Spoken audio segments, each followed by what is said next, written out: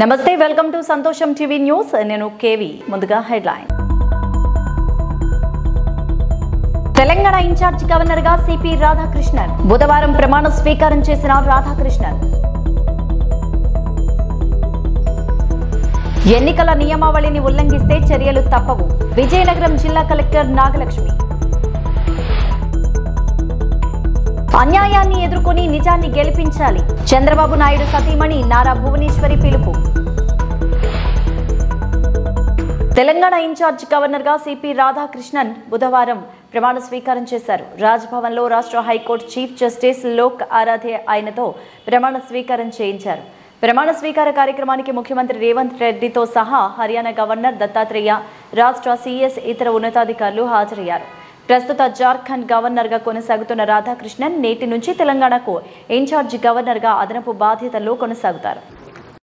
Faithfully discharge the functions of the governor of Telangana and will, to the best of my ability, preserve, protect and defend the constitution and the law, and that I will devote myself to the service and well-being of the people of Telangana.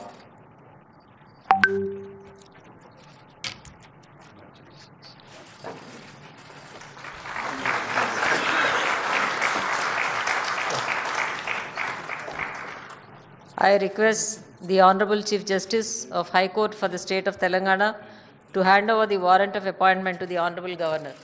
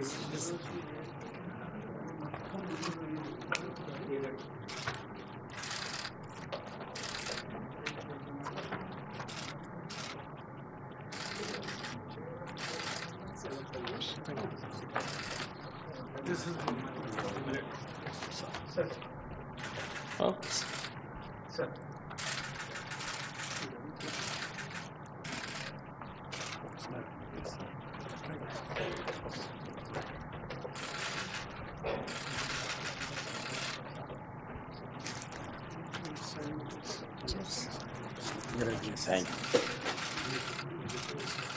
You are better.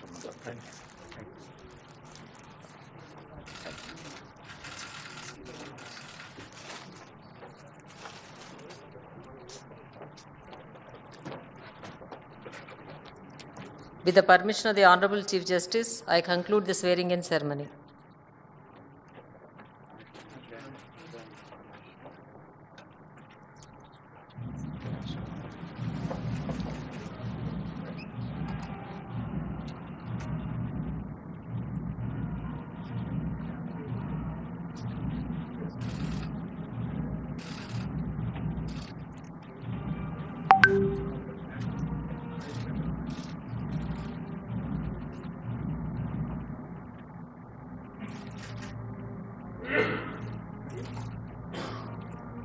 Andhra Pradesh Congress committee general secretary Madireddy Jaganmohan Reddy, APCC secretary Ravuri Lakshminarayana Shastri Guntur YSR Congress పార్టీలో చేరారు.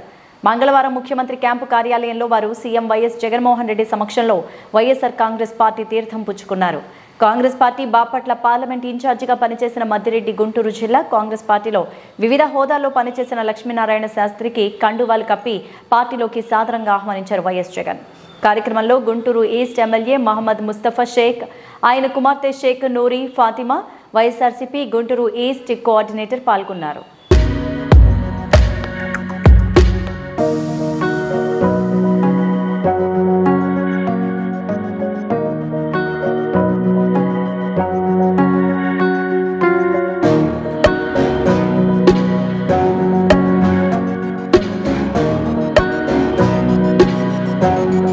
అంబేద్కర్ కోనసీమ జిల్లా ముమ్మిడివరం నియోజకవర్గంలో Congress party సమావేశం నిర్వహించారు.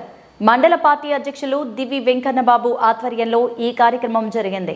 ముమ్మిడివరం నియోజకవర్గ convener గెడ్డం సురేష్ బాబు, జిల్లా అధ్యక్షులు Kamana Prabhakar, PCC working president Janga Gautam, party senior నాయకులు పెన్మత్ జగరాజు ముఖ్య అతిథులుగా ముమ్మిడివరం అంబేద్కర్ సామాజిక భవనంలో కాంగ్రెస్ పార్టీ సమావేశం నిర్వహించారు. ముమ్మిడివరం నుండి అసెంబ్లీ టికెట్ కొరకు 7 ఆశావాహులు ఉన్నారు. వీరిలో ఎవరికి టికెట్ లభించినా అందరూ కలిసికట్టుగా పనిచేయాలంటూ నిర్ణయం తీసుకున్నారు. దేశంలోని పేదల శ్రేయస్సు కొరకు పరితపించే పార్టీ ఒక కాంగ్రెస్ పార్టీ మాత్రమేనని, అంతేకాకుండా సెక్యులర్ పార్టీ కూడా కాంగ్రెస్ పార్టీయేనని కాంగ్రెస్ పార్టీ నాయకులు చెప్పారు. భావజాలంతో సాగుతుంది. ఎవరికి స్వేచ్ఛ లేని పరిస్థితి. రైతు వ్యతిరేకంగా, కార్మికులకు వ్యతిరేకంగా, మధ్యతరగతి వ్యతిరేకంగా, చిన్న వ్యాపారస్తులకు వ్యతిరేకంగా, దళితులు, గిరిజనులకు వ్యతిరేకంగా, మైనార్టీలకు వ్యతిరేకంగా మోడీ గారి పాలన సాగింది. కనుక దేశంలో ఒక ప్రత్యామ్నాయం కాంగ్రెస్ పార్టీ ఇండియా కూటమిని ఏర్పరిచి ఎన్నికలకు రాబోతా ఉంది. కనుక లోక్సభ ఎన్నికల్లో దేశ ప్రజలు కాంగ్రెస్కి అధికారం ఇవ్వటానికి సిద్ధంగా ఉన్నారు. కాంగ్రెస్ రేపు 2024 ఎన్నికల్లో దేశంలో అధికారంలోకి రాబోతుందని మేము ప్రగాఢంగా విశ్వసిస్తూ ఉన్నాం.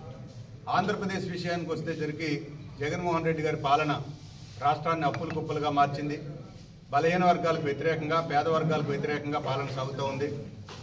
దళితులకు సంబంధించిన 27 సంక్షేమ పథకాలని వారు ఆఫ్ చేశారు. బీసీ కార్పొరేషన్ని నిధులు ఇవ్వకుండా కార్పొరేషన్ని పెట్టి కేవలం పొలిటికల్ పోస్టులు ఇచ్చారు. దేశంలో మైనార్టీలకు వ్యతిరేకంగా ఏ బిల్లు పెట్టినా బీజేపీకి, మన నరేంద్ర మోడీ గారికి జగన్ గారి ఎంపీలు బలపరిచారు. కనుక రాష్ట్రంలో కూడా ఒక అరాచకమైనటువంటి, నియంతృత్వమైనటువంటి పాలన సాగుతూ ఉంది. కనుక ఈ పాలన కూడా పోవాలి. ఈ రాష్ట్రానికి మంచి రోజులు రావాలి అని అంటే ఆంధ్రప్రదేశ్కి ప్రత్యేక హోదా ఇవ్వగలిగిన పార్టీ, ఆర్థికంగా భవిష్యత్తు ఇవ్వగలిగిన పార్టీ, బలహీన వర్గాలను ఆదుకోగలిగిన పార్టీ జాతీయ కాంగ్రెస్ పార్టీ ఒక్కటే.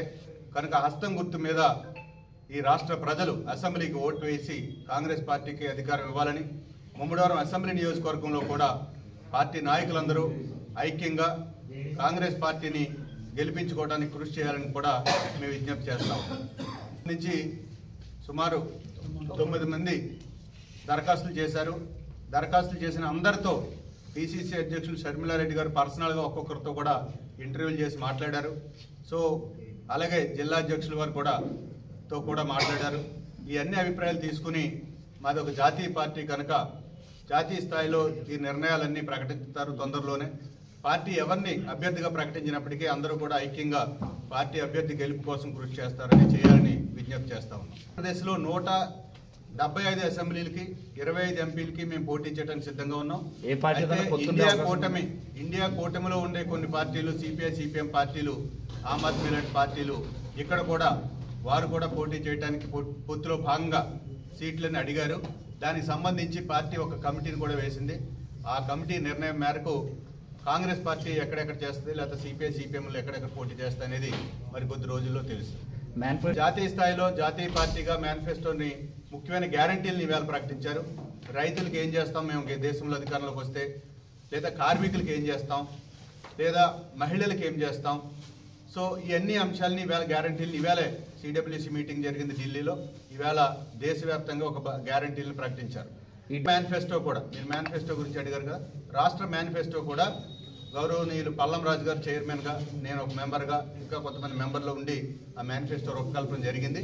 అది కూడా అభివృద్ధి ఆంధ్రప్రదేశ్ ఎలా సాధ్యమో మేము ఒక జాతీయ పార్టీగా, అనుభవం ఉన్నటువంటి పార్టీగా అనేక మేధావులతో చర్చించి మేనిఫెస్టో రూపకల్పన చేసాం. ఆంధ్రప్రదేశ్లో కూడా కొన్ని గ్యారంటీలను మేము కూడా ప్రకటిస్తున్నాం. దాంట్లో భాగంగా మేము మన మేనిఫెస్టో తొందరలోనే రాష్ట్ర మేనిఫెస్టో కూడా రాబోతూ ఉన్నాం. ఎన్నికల నియమావళిని ఉల్లంఘిస్తే చర్యలు తప్పవు అంటూ జిల్లా కలెక్టర్ నాగలక్ష్మి వెల్లడించారు. విజయనగరం జిల్లా ఎన్నికల ప్రవర్తన నియమావళిని ఉల్లంఘించిన వారిపైన చర్యలు తప్పవని జిల్లా కలెక్టర్ తెలిపారు. ప్రతి ఒక్కరూ తప్పనిసరిగా నియమావళి పాటించాలన్నారు. ఎన్నికల కమిషన్ నిర్దేశించిన అనుమతులను తీసుకోవాలని సూచించారు. రాజకీయ పార్టీల ప్రతినిధులతో బుధవారం కలెక్టరేట్లో సమావేశాన్ని నిర్వహించారు. జిల్లాలో ఎన్నికల ప్రవర్తన నియమావళిని ఖచ్చితంగా అమలు చేయడానికి అన్ని రకాలుగా చర్యలు తీసుకున్నామని తెలిపారు. ఇప్పటికే జిల్లా వ్యాప్తంగా సుమారు 15,000 పోస్టర్లు, బ్యానర్లు, ఫ్లెక్సీలను తొలగించామని, విగ్రహాలకు ముసుగులు వేశామని తెలిపారు. కొత్తగా ఫ్లెక్సీలు, హోర్డింగ్స్, బ్యానర్లు పెట్టాలన్నా, ర్యాలీలు, సభలు, సమావేశాలు నిర్వహించాలన్నా అనుమతులు తీసుకోవాలంటూ కలెక్టర్ తెలిపారు. ప్రైవేటు వ్యక్తులు ఇళ్లపై 3 జెండాల వరకు పెట్టుకునే అవకాశం ఉందన్నారు. ఇళ్లలో స్టిక్కర్లు అంటించాలన్నా కూడా పాంప్లెట్లు పంచాలన్నా ఆయా ఇళ్ల యజమానుల నుంచి అనుమతి తీసుకోవాలని సూచించారు. ఎలక్ట్రానిక్ మీడియా ఛానళ్లు, radio, social media, bulk SMS, digital బోర్డుల్లో ప్రకటనలు ఇవ్వాలంటే ముందస్తు అనుమతులు తీసుకోవాలని చెప్పారు. ఆటోలు, బస్సులు తదితర ప్రజా రవాణా వాహనాల్లో కూడా అనుమతి లేకుండా రాజకీయ పార్టీల స్టిక్కర్లు, బ్యానర్లు పెట్టకూడదని స్పష్టం చేశారు. పేపర్లలో ప్రకటనలు ఇవ్వడానికి ముందస్తు అనుమతి అక్కర్లేదని, పెయిడ్ న్యూస్ను అభ్యర్థుల ఖాతాలో ఖర్చుగా రాయడం జరుగుతుందని వివరించారు. మైకులు, ప్రచార వాహనాలు, సభలు, సమావేశాలు, ర్యాలీలు, అభ్యర్థుల ప్రచారానికి ముందస్తు అనుమతిని వివిధ స్థాయిల్లో తీసుకోవాలని చెప్పారు. సింగిల్ విండో విధానంలో ROల ద్వారా అన్ని రకాల అనుమతులు మంజూరు చేయడం జరుగుతుందని చెప్పారు. వీలైనంత వరకు సువిధ యాప్ ద్వారా అనుమతులకు దరఖాస్తు చేసుకోవాలని కోరారు. ఇప్పటికే జరుగుతున్న అభివృద్ధి పనులు కొనసాగుతాయని, కొత్తగా పనులు మంజూరు చేయడం జరగదన్నారు. తర్వాత మన స్టేట్ లో పోలింగ్ వచ్చి 13 మేకి కమ్యూనికేట్ చేస్తున్నారు. తర్వాత జూన్ 4th కౌంటింగ్ పెట్టున్నారు. సో ఇది మీరు కూడా అందరూ కూడా చూసుంటారు పేపర్స్ లో దాంట్లో. సో ముఖ్యంగా ఇప్పుడు ఈ ఫస్ట్ 1 month మనకి దాదాపు ఒక 1 month ఉంది ఇంకా నోటిఫికేషన్ ఇచ్చి మనము నామినేషన్స్ ప్రక్రియ స్టార్ట్ చేసే ముందు. సో అంతవరకు మనకి రెగ్యులర్ గా ఒకటి కోడ్ అమల్లో ఉంది కాబట్టి model code of conduct parties కానీ అధికారులు కానీ అందరు కూడా పాటించడం అనేది ఒక ఇంపార్టెంట్ యాక్టివిటీ. ఇదే కాకుండా మనకి ఇప్పుడు పొలిటికల్ పార్టీస్ మీరు క్యాంపెయిన్ పరంగా వేరియస్ యాక్టివిటీస్ చేసుకుంటారు కాబట్టి దానికి సంబంధించిన అంటే పర్మిషన్స్ ఇవన్నీ ఎలా తీసుకోవాలి, ఎందుకంటే ఇప్పుడు మోడల్ కోడ్ ఉన్నప్పుడు పర్మిషన్ లేకపోతే ఖచ్చితంగా మనకి ఆపాల్సిన పరిస్థితి వస్తుంది, కేసు పెట్టాల్సిన పరిస్థితి వస్తుంది. కాబట్టి పర్మిషన్స్ సంబంధించి కూడా ఇవాళ ఒకటి బ్రీఫ్ లాగా మీకు పెట్టడం జరిగింది. ముఖ్య బట్ అది ఆ రెండు స్టార్ట్ చేసే ముందు మనకి ఇప్పుడు ఫార్మ్స్ సంబంధించి చూస్తే, ఎందుకంటే ఇంకా కూడా కొంతమంది పొలిటికల్ పార్టీస్ నుంచి మనకి కొన్ని కంప్లైంట్స్ అవి వస్తున్నాయి ఫార్మ్స్ మీద. మనకి ఎన్నికల కమిషన్ ఎలక్షన్ అనౌన్స్ చేసినప్పటి నుంచి మనం ఇంకా డిలీషన్స్, మోడిఫికేషన్స్ చేయడానికి వీల్లేదు. సో 16వ తారీఖు తర్వాత 17 మార్చ్ నుంచి వచ్చిన ఏదైనా ఫార్మ్ 7 అన్నా ఫార్మ్ 8లో మోడిఫికేషన్స్ ఉంటుంది, అంటే కరెక్షన్స్ లాగా. ఆ రెండు కూడా ఫార్మ్స్ అన్ని పెండింగ్ ఉంటాయి, అవి ఏవి టేకప్ చేయరు. 16వ తారీఖు వరకు వచ్చిన ఫార్మ్స్ డిస్పోజ్ చేసుకోవచ్చు. 17 నుంచి ఉన్న ఫార్మ్ 7 కానీ 8లో మోడిఫికేషన్స్ టేకప్ చేయరు. ఫిగర్స్ లాగే ఫైనల్ జనవరికి ఇప్పటికి 16 మార్చి ముందు ఫార్మ్ సబ్మిట్ అయి ఉందంటే అది కడింగ్ జస్ట్ ఈ డేట్స్, ఈ రోల్ అడిషన్. సో మీరు ఇప్పుడు అవ్వదు, బికాస్ ఫామ్ మనకు ఆన్లైన్ లో ఉండకపోవచ్చు. సో ఓటర్స్ అందరికి స్లిప్లు పంపిణీ చేస్తాం. ఓటర్ స్లిప్ పంపిణీ కాదు, పంపిణీ కానప్పుడు మనం పోలింగ్ స్టేషన్ ROలు, EROలు కొత్త ఫామ్ 15 ఏప్రిల్ వరకు చేసుకోవచ్చు. సో పొలిటికల్ పార్టీ తర్వాత ఎందుకంటే మీకు కానీ ఇప్పుడు మనకు కానీ అది కొంచెం మళ్ళీ మనము ఇప్పుడు నోటిఫికేషన్ కి వచ్చిన వస్తుంది. ఇప్పుడు మనం దాదాపు ఒక 80,000 ఎథిక్స్ ప్రింట్ చేసి పోస్టల్ డిపార్ట్మెంట్ ద్వారా పంపిణేషన్ కింద కేసు బుక్ అవుతుంది. ప్రత్యేకంగా ఎవరు పెట్టారు అనేది మనకి ఫొటోస్, వీడియోస్ దొరికితే ఆ మనిషి మీదనే చేయడం జరుగుతుంది. లేదని ఈ కర్రలతో పెట్టే కట్అవుట్స్, హోర్డింగ్స్, లార్జ్ సైజ్ ఇవన్నీ కూడా ఏది కూడా పర్మిటెడ్ కాదు, పూర్తిగా ఉండాలి. ఇంకా ఎటువంటి యాడ్ అయినా సపోజ్ టీవీలో చిన్న స్క్రోలింగ్ ఇవ్వాలన్నా, రేడియోలో యాడ్ ఇవ్వాలన్నా, SMS ఇవ్వాలన్నా చూపించండి. సో పర్మిషన్స్ లో అక్కడ నేను చెప్పినవన్నీ వరుసగా వస్తున్నాయి. అప్లికేషన్ ఫర్ రెండు మధ్యలో ఉన్నది. So application for vehicle permit, application for అంటే మీరు ఏదేది అప్లై చేసుకుంటే ఏ కేటగిరీకి పెట్టచ్చు అనేది కూడా తెలుస్తుంది. సో ఒక్కొక్క పర్మిషన్ కి అటాచ్డ్ డాక్యుమెంట్ ఉంది, ఎలా ఫిల్అప్ చేయాలనేది ఆ మీద అవుతుంది. ఆ హ్యాండిల్స్ ఎవరెవరు షేర్ చేశారో అందరి మీద కూడా. సో దయచేసి పార్టీస్ మీ కార్డర్కి అందరికీ కూడా unverified news items, fake news ని అన్నెసెసరీ. నెల్లిమర్ల నియోజకవర్గంలో లోకం ఏకకేన. జిల్లాలో టీడీపీకి కంచుకోట అయినటువంటి నెల్లిమర్ల నియోజకవర్గం 1 ఈ ఎన్నికల్లో కూటమిలో భాగంగా సీటు జనసేన పార్టీకి అప్పగించడం జరిగింది. జిల్లాలో జనసేన పార్టీకి తానే అన్ని అన్నట్లుగా ఉన్న లోకం మాధవి ఊహించినట్లుగానే కూటమి సీటు సంపాదించారు. కానీ ఏం లాభం? కలిసి రాని కార్యకర్తలు, పార్టీ నాయకులు. నియోజకవర్గంలో గత 2 పర్యాయాలు ఎమ్మెల్యేగా గెలుపొంది నియోజకవర్గం పరిధిలో తనకంటూ సుస్థిర స్థానం ఏర్పాటు చేసుకున్న బడుకొండ అప్పలనాయుడును ఢీకొండమంటే ఒక రకంగా చెప్పాలంటే సాహసమే అనాలి. అయినప్పటికీ టీడీపీ నియోజకవర్గ ఇన్ఛార్జిగా ఉన్న కర్రోతు బంగారరాజు తనకంటూ తన వర్గాన్ని సామాజిక వర్గాన్ని కూడగట్టుకొని బలమైన నాయకుడిగా ఎదిగినప్పటికీ కూటమిలో భాగంగా సీటు రాకపోయేసరికి ఆయన కలిసి వస్తాం అన్న కార్యకర్తలు, మండల స్థాయి గ్రామ స్థాయి నాయకులు లోకం మాధవికి మద్దతిచ్చే పరిస్థితి కనిపించట్లేదు. జనసేన నాయకురాలు ఆర్థికంగా బలమైన నాయకురాలు అయినప్పటికీ క్యాడర్ను నడిపించడంలో వెనుకంజలో ఉన్నారనడంలో ఎటువంటి సందేహం లేదు. టీడీపీ అధిష్టానం నుంచి కర్రోతును బుజ్జగించినప్పటికీ ఫలితం ఉంటుంది అనుకోవడం మాత్రం $1 మిలియన్ ప్రశ్న మాత్రమే. ఏది ఏమైనా లోకం మాధవి ముందు ఉండే సవాళ్లు బలమైన అధికారపక్ష నాయకుడిని ఎదుర్కోవడం, టీడీపీ క్యాడర్ని నాయకులను తమ వైపు తిప్పుకోవడంలో తమ ప్రతిభ కనబర్చి వలసి ఉంటుంది. అంతేనా సందడిలో సడేమియలాగా తమ పార్టీలోని నెల్లిమర్ల మండలం జనసేనలో కొంతమంది అసంతృప్తి ఉందని అందరికీ తెలిసి నిజమే. వీటన్నిటికీ దాటి వైకుంఠపాళిలో పాముకు దొరకకుండా నిచ్చెన ఎక్కే లోకం మాధవిని చూడగలమా? పార్టిసిపేట్ చేస్తున్న మా జనసేన నాయకులకి, జన సైనికులకి మరియు వీర మహిళలకు కూడా ప్రత్యేక నమస్కారాలు, ధన్యవాదాలు. ముందుగా మా అధినాయకుడు పవన్ కళ్యాణ్ గారి అమ్మగారైన అంజనాదేవికి పుట్టినరోజు శుభాకాంక్షలు మా నెల్లిమర్ల నియోజకవర్గం తరఫున మీడియా ముఖంగా చెప్పడం జరుగుతున్నది.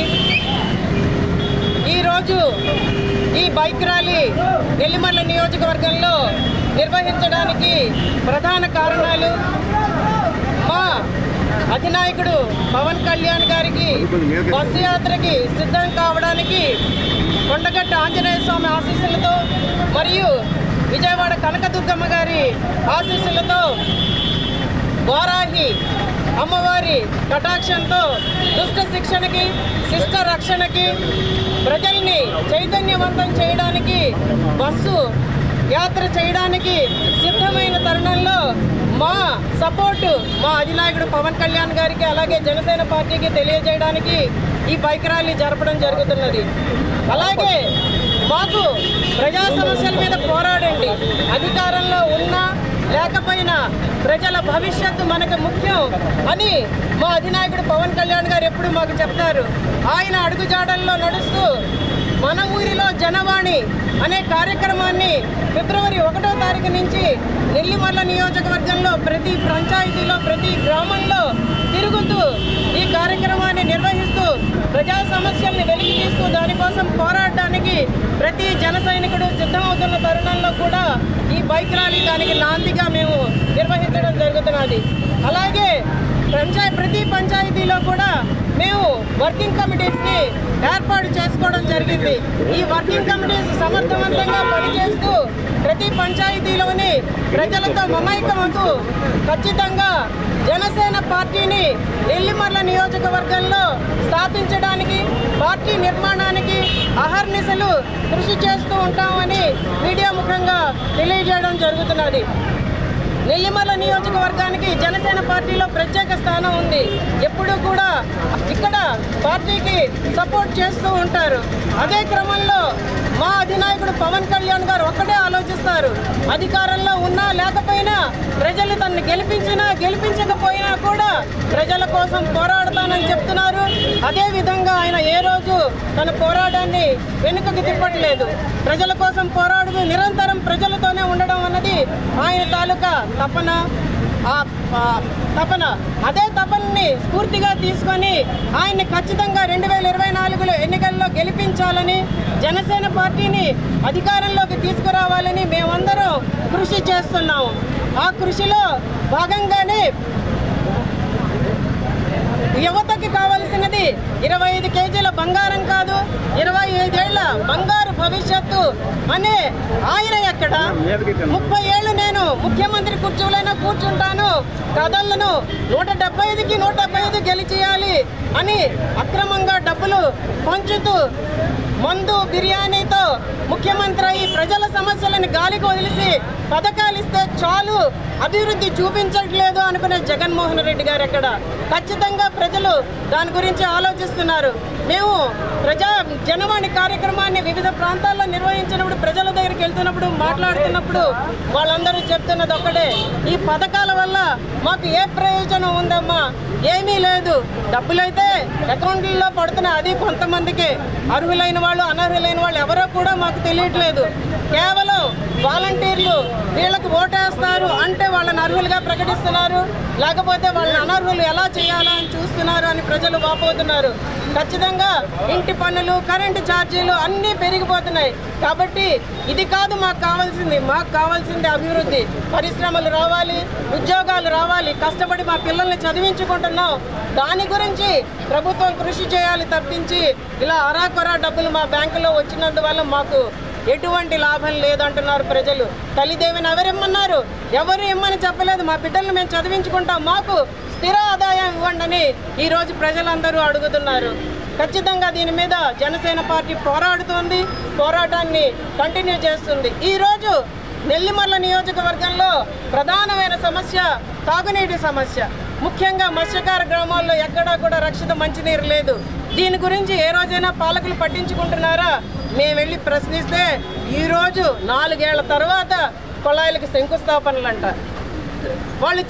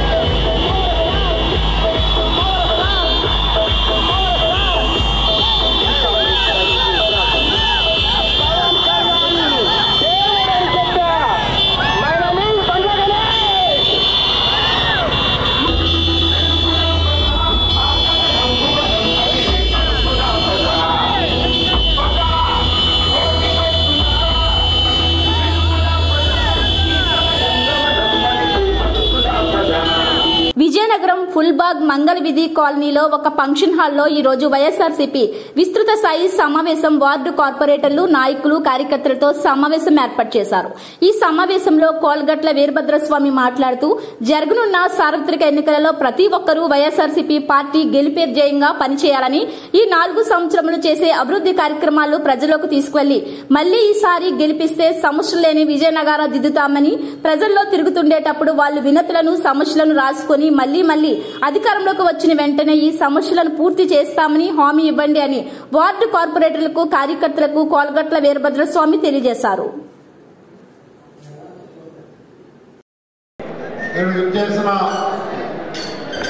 గౌరవ కార్పొరేటర్లు,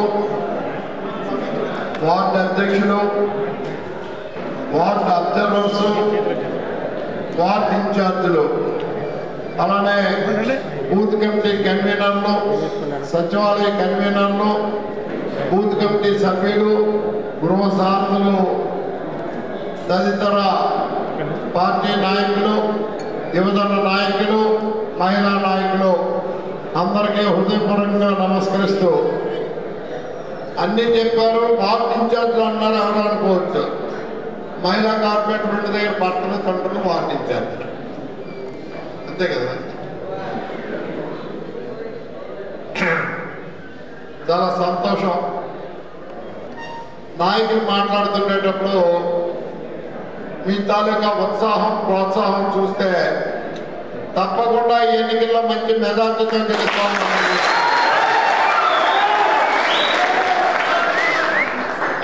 నేను ఎప్పుడూ చెప్తుంటాను. కింద స్థాయి నాయకుడు, కార్యకర్త సంతోషంగా, ధైర్యంగా ఉంటేనే పార్టీ మనుగడ ఉంటుంది. ఆ నాయకుడు ముందుకెళ్ళగలుగుతాడు. 4 సంవత్సరాలు 10 నెలల కాలం మన పరిపాలనలో నిరంతరం ప్రజల మధ్య ఉంటూ ఈ విజయనగరం శాసనసభ నియోజకవర్గం పుట్టిన దగ్గర నుంచి ఏ శాసనసభ్యుడు చేయలేని పనులు ఈ 4 సంవత్సరాలు 10 నెలల్లో మనం చేశాం. ప్రజల్లోకి వెళ్ళి ఓటు అడిగే ధైర్యం, ప్రజలు మనకు ఓట్లు వేస్తారని నమ్మకంతో ఈ ఎన్నికలు చేస్తున్నాం. ఇచ్చిన సంక్షేమ కార్యక్రమాలు ఎక్కడ ఒక రూపాయి లంచం లేకుండా అమలు జరుగుతున్న తీరు ఈ దేశంలోకెల్లా ఒక ఆంధ్ర రాష్ట్రంలోనే జరుగుతుందని ధైర్యంగా చెప్పగలం. ప్రజలు అన్ని కూడా పరిశీలన చేస్తుంటారు. ఎవరు ఎన్నికలప్పుడు కనిపిస్తున్నారు, ఎవరు ఎన్నికలు లేకపోయినా కనిపిస్తున్నారు, ఎవరు మన అవసరానికి ఉపయోగపడుతున్నారు, ఎవరు వాళ్ళ అవసరానికి ఉపయోగించుకుంటున్నారు అనేది కూడా ప్రజలు గమనిస్తున్నారు. ఈ రోజు రాజేష్ గారు చెప్పినట్టు మనమేది 40 సంవత్సరాల రాజకీయ జీవితంలో అనేక మంది అభిమానుల్ని, మిత్రుల్ని సంపాదించుకున్నాను. అదే సమయంలో కొంతమంది శత్రువులు, రాజకీయ శత్రువులు కూడా తయారయ్యారు. ఇవాళ వారి వరుసలు మర్చిపోయి కోలగట్ల వీరభద్రస్వామి ఓటమి ధైర్యంగా పెట్టుకొని మన మీద ఉన్న శత్రుత్వంతో అందరూ ఒక దగ్గర చేరుతున్న పరిస్థితి. ఎంతమంది ఒక దగ్గర చేరినా, ప్రజాబలం ఉన్నా మనల్ని ఎవరో ఏమీ చేయలేరని తెలియజేసుకుంటూ, అయితే అనేకలో గుడి కడుతుంటారు. గుడి కట్టినప్పుడు మీ ప్రాంతంలో అన్ని పార్టీ వాళ్ళు ఉంటారు కదా, బయటికి వెళ్ళి డొనేషన్ అడగాలంటే అన్ని పార్టీలకి బాధ్యత ఉండాలి కదా. కానీ ఒక్క మన వాళ్ళే మన దగ్గరికి వస్తారు. ఉదాహరణకు 1వ వార్డులో స్వీపర్ వీధిలో మన ఆర్థిక సహాయం చేసాం. ఎలక్షన్ టైం కాబట్టి డబ్బులు చెప్పకూడదు. 4వ వార్డులో చేసాం, 14వ వార్డులో చేసాం, 3వ వార్డులో చేసాం, ఇక్కడ ఉన్న వాళ్ళం. అలానే 12 చేసాం. ఏ ఒక్కరైనా తెలుగుదేశం పార్టీలో అశోకేంద్రరావు రండి డొనేషన్ తెస్తా ఉన్నారా? దేనికి? వీడికి ఆ విలువ లేదు. మీరు ఎందుకు వస్తారు? మేము 10 మందిని తీసుకొని వెళ్తే స్వామిని కూర్చోబెడతాడు, మమ్మల్ని ఆదరిస్తాడు, మా గౌరవిస్తాడు, మేము మా మాటకు విలువిస్తాడు కాబట్టి మీరు తీసుకొస్తారు. అంటే వారు ఒక వార్డులో, ఒక వీధిలో ఒక గుడి కడితే ఆ వీధిలో ఉన్న వాళ్ళందరిది బాధ్యత అనుకుంటే మరి ఒక్క వైఎస్ఆర్ కాంగ్రెస్ పార్టీ వాళ్ళు ఎందుకు వెళ్తారు, తెలుగుదేశం పార్టీ వాళ్ళు ఎందుకు వెళ్తారు? ఆ ఆలోచన మీరు వచ్చినప్పుడు అరే మన పార్టీలో మాకు ఈ గౌరవం ఉందనే నమ్మకం కలుగుతుంది. అదే ఆ పార్టీకి ఈ పార్టీకి ఉన్న తేడా. కష్టపడేది మనం, అభివృద్ధి చేసేది మనం, ప్రజా సంక్షేమాన్ని కోరేది మనం. మరి అశోకేంద్రరావు గారు తెలుగుదేశం పార్టీ వాళ్ళు ఎన్నికలు వస్తేనే కనిపిస్తారు. నేను మొన్న ఎక్కడో మీటింగ్లో చెప్పాను, చీకటి పడితే ఏటవుతుంది? రాజు వెలుగు వస్తే అశోకేంద్రరావు రోడ్డు మీద వస్తే ఎలక్షన్ వస్తుంది. ఈయన ఇప్పుడు చెప్తున్నాడు మన కోసం రకరకాల మాటలు. మొన్న ఎక్కడో చెప్తున్నారు ఆఖరి సంవత్సరమే పనిచేశారంటానే. నేను చెప్పాను 2019 మన ఎన్నికలు నిలబడినప్పటికీ 5 రోజులకు ఒకసారి కొలాయి వచ్చిన పరిస్థితిలో 2019 మనం గెలిచిన వెంటనే మంచినీటి సమస్య లేకుండా చేశామంటే ప్రజల కోసం పనిచేస్తున్నారు. ఎన్నికలకు సంబంధించి మోడల్ కోడ్ ఉల్లంఘనపై ఫిర్యాదుల కోసం పబ్లిక్ యాప్ సి విజిల్ ద్వారా స్వీకరించడం జరుగుతుందని జిల్లా కలెక్టర్ నాగలక్ష్మి తెలిపారు. అదేవిధంగా కలెక్టరేట్ లో ఏర్పాటు చేసిన కంట్రోల్ రూమ్ లో 2 ల్యాండ్ లైన్ నంబర్లను ఏర్పాటు చేసి సిబ్బందిని 24/7 ఫోన్ వద్ద అందుబాటులో ఉంచడం జరిగిందని తెలిపారు. బుధవారం కలెక్టరేట్ సమావేశ మందిరంలో కలెక్టర్ పాత్రికేయుల సమావేశం ఏర్పాటు చేశారు. ఈ సందర్భంగా ఆమె మాట్లాడుతూ సి విజిల్ యాప్ లో మోడల్ కోడ్ ఉల్లంఘనపై ఫిర్యాదులను పంపవచ్చని తెలిపారు. పార్టీలకు చెందిన వారు మద్యం, నగదు, బహుమతులు వంటివి పంపిణీ చేసిన లైవ్ ఫోటోలు, వీడియోల ద్వారా ఈ యాప్ నందు పంపాలని తెలిపారు. ఈ యాప్ లో పెట్టిన ఫిర్యాదులను 100 నిమిషాల్లో పరిష్కరించడం జరుగుతుందని తెలిపారు. దీంతో పాటు 1950 కాల్ సెంటర్ నెంబర్ కు కూడా ఫిర్యాదులను చేయవచ్చని అన్నారు. కంట్రోల్ రూమ్ లో 2 ల్యాండ్ లైన్ నంబర్లను ఏర్పాటు చేశామని 08922797120, 09822797124 నెంబర్లకు కోడ్ ఉల్లంఘనపై ఫిర్యాదులను ఎన్నికల సమాచారం కోసం ఫోన్ చేసి తెలుసుకోవచ్చని తెలిపారు. మనకి మొన్న 16వ తారీఖు ఎన్నికల కమిషన్ వారు ఇప్పుడు రాబోయే జనరల్ ఎలక్షన్స్ 2024 సంబంధించిన కోడ్ అనేది ప్లస్ షెడ్యూల్ అనేది 2 కూడా విడుదల చేయడం జరిగింది. దాంట్లో ఆంధ్రప్రదేశ్ రాష్ట్రంలో ఫేజ్ 4లో ఎన్నికలు అనేది షెడ్యూల్ చేయడం జరిగింది. సో మన జిల్లాకి కూడా కోడ్ అనేది చూసినట్లయితే మనకి 16వ తారీఖు ఎప్పుడైతే మార్చ్ ఎన్నికల అనౌన్స్మెంట్ జరిగిందో అప్పటి నుంచే మోడల్ కోడ్ ఆఫ్ కాండక్ట్ అనేది ఫోర్స్లో రావడం జరిగింది.